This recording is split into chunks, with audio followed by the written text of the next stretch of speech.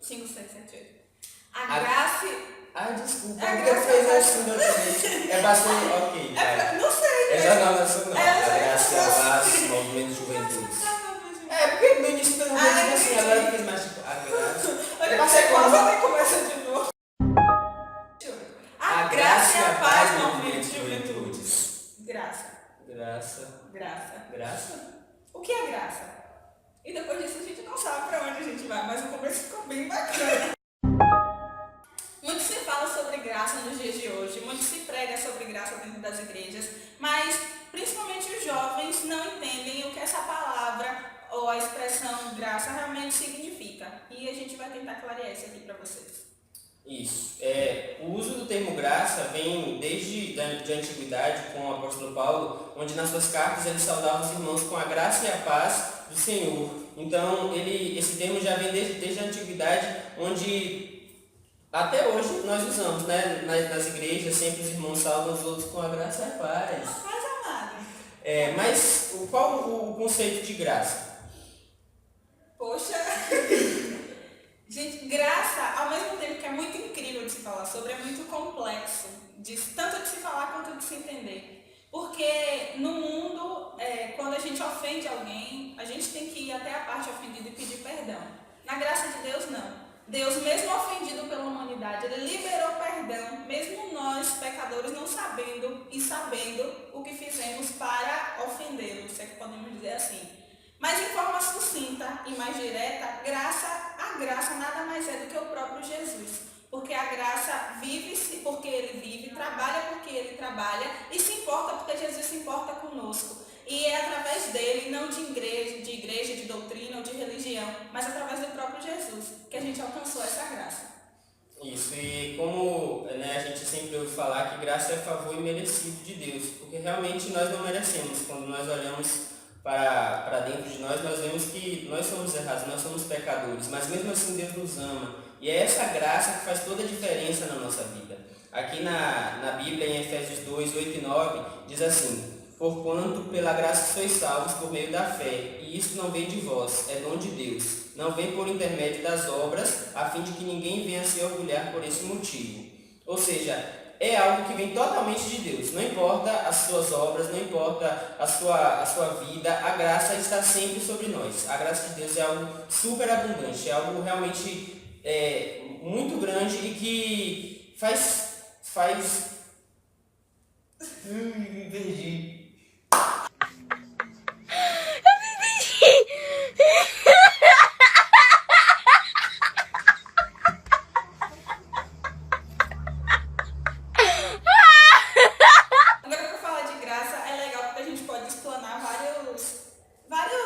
Várias partes da Bíblia, vários pontos. Porque como em Efésios diz que a graça vem por meio da fé, lá em Hebreus diz que a fé é a certeza de receber as coisas que pedimos, como também é a... Meu Deus, eu me perdi.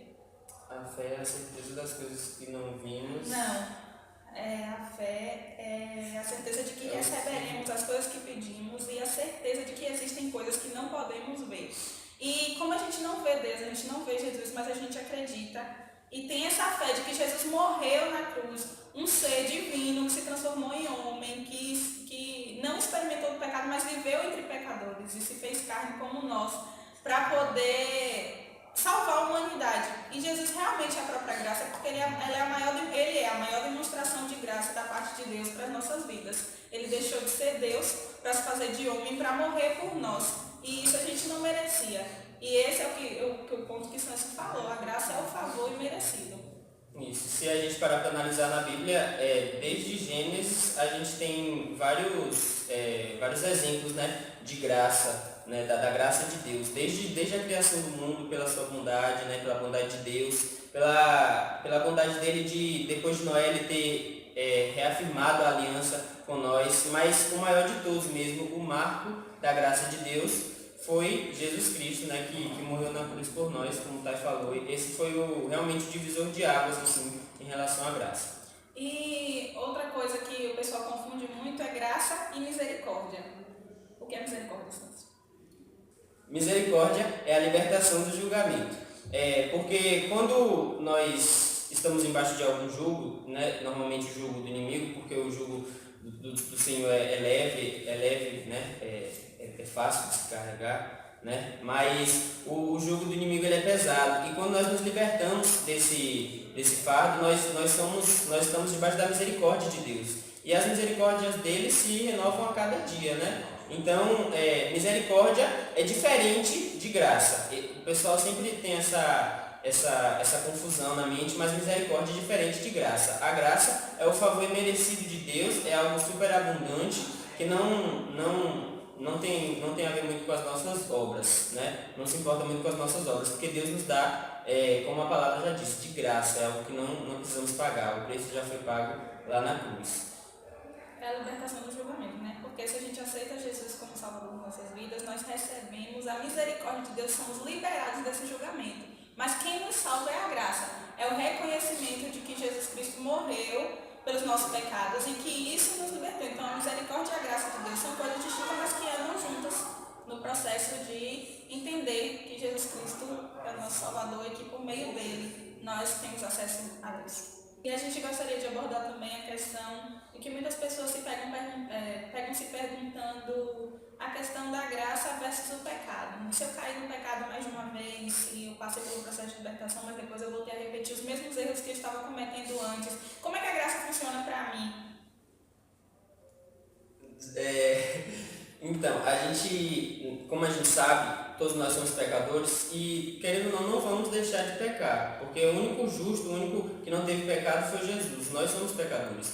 Mas essa graça, ela vem justamente para isso, para nos livrar, para nos limpar de todo o pecado, entendeu? Que foi realmente o sentido de Jesus ali na cruz, que é a mesma coisa, é o mesmo objetivo, nos limpar de todo o pecado, nos limpar, né, de todo o jugo do inimigo, como foi dito. E assim, não importa se nós caímos sempre no mesmo pecado, ou se nós conseguimos nos libertar e depois voltamos, né? Mas a graça de Deus, ela serve justamente para isso, que independente dos nossos pecados, independente do tamanho, né, dos nossos pecados que a gente coloca, independente da frequência, a graça de Deus está sempre ali, a gente tem que se assegurar nela e não ficar se martirizando porque estamos pecando. Obviamente, sempre devemos buscar a santidade, mas a graça de Deus está aí para realmente a gente poder usar dela, né? E como Romanos 5,20 diz, onde abundou o pecado, superabundou.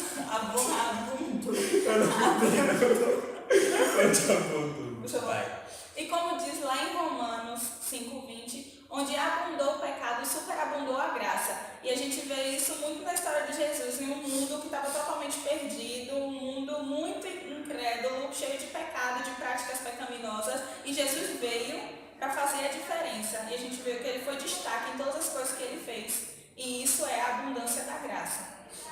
Gente, para finalizar, eu quero ler um trecho do livro de Max Lucado, chamado Graça Radical. Super recomendo, porque esse livro é muito, muito bom. E você chora do início ao fim.